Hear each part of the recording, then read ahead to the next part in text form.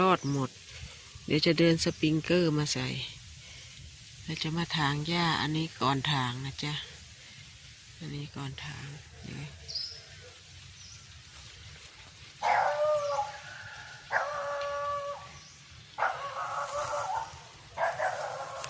ต้นไม้ด้านหลัง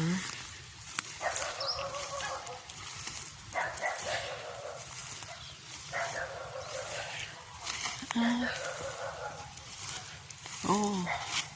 หมักเมาเหลือตอ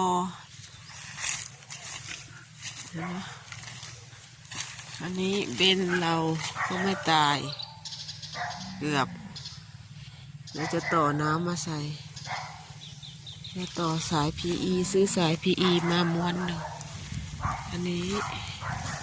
เมาไม่ตายต่อน้ำมายางนางามแล้วนะคะยางนามันทนไม่ตายยางนางามเดี๋ยวจะมาตัดหญ้าเนี่ยยางนางามยางนางาม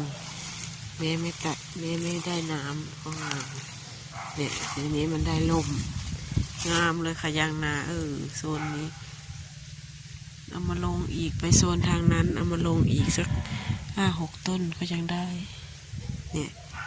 งามแต่ไว้หน้านะก็เนี่ยผีดอกออกใบยางนายางนางาม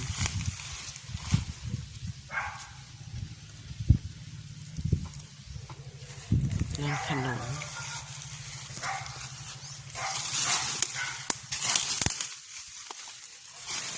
ขนมเราก็ยังอยู่